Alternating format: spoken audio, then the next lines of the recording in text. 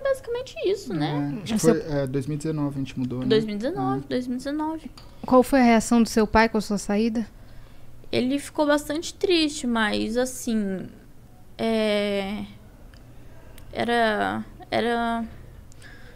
Não tinha comparação, assim, a tristeza dele com a minha. Sabe? O que eu sentia e o que ele sentia. Então, eu acho, assim, que infelizmente o meu pai, ele é uma pessoa digna de dó.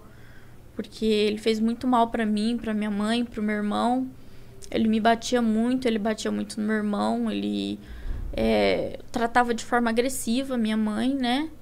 E eu e meu irmão crescia vendo isso, esses tipos de abuso, né? Porque abuso não é só abuso sexual, tem abuso psicológico, verbal, então. E a gente foi crescendo vendo isso, né? E o meu pai sempre humilhando minha mãe, humilhando a gente. E a gente meio que cresceu assim, né?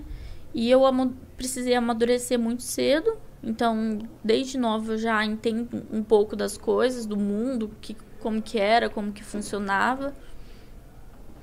E pra mim foi bem difícil, né? Porque relacionamento pra mim nenhum dava certo, era sempre traição. Aí não podia confiar em amigo, porque teve o problema que eu fui estuprada, né? Eu tinha 17 anos e eu contei pros meus amigos, né? Eu falei, olha, aconteceu isso comigo. E os meus amigos, eles davam risada. Eles falam, pô, isso não é assunto que se brinca, você tá zoando com a nossa cara. Eu falei, não, eu tô falando a verdade. E eu fui na polícia, a polícia falou, olha, não tem o que a gente fazer.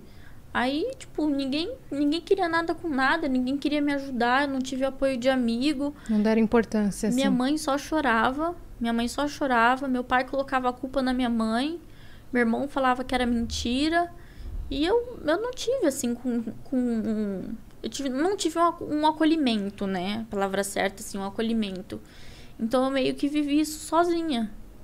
Então, foi muito difícil pra mim. Eu precisei amadurecer muito cedo e falar, não, eu vou passar por isso. E eu não passei por psicólogo, não passei por psiquiatra, não passei por nada. Eu fui no médico, fiz os exames, tomei muito remédio. Assim, eu quase morri nessa época.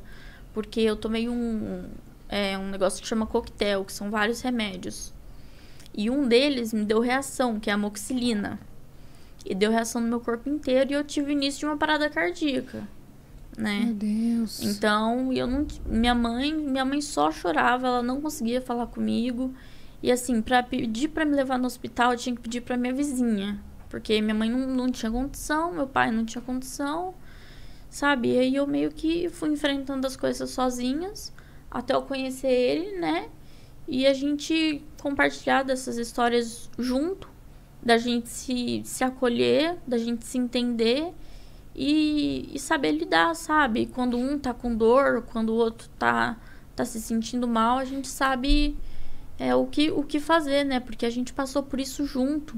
A nossa história bate muito uma com a outra, né?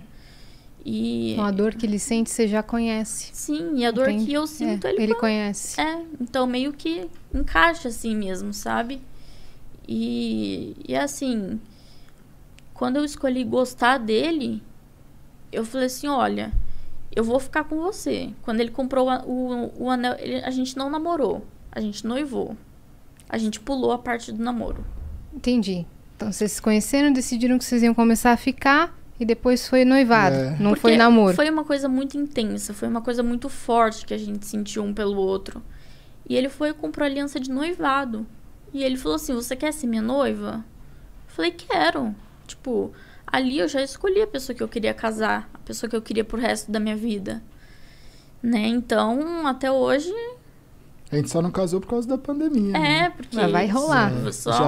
Só que... E aí eu acho que o começo também, esse começo que a gente decidiu ficar junto e enfrentar, assim, também foi uma coisa que muita gente hoje tem como algo leve, mas nunca foi nada leve, né? Porque o começo foi muito duro, assim, porque tudo que a gente postava junto, né? Tudo que a gente fazia, todos os lugares, cara, era, putz, nossa, bonita sua filha, nossa, bonita sua neta, e ela também. E aí eu falava assim, cara, as pessoas, elas não entendem.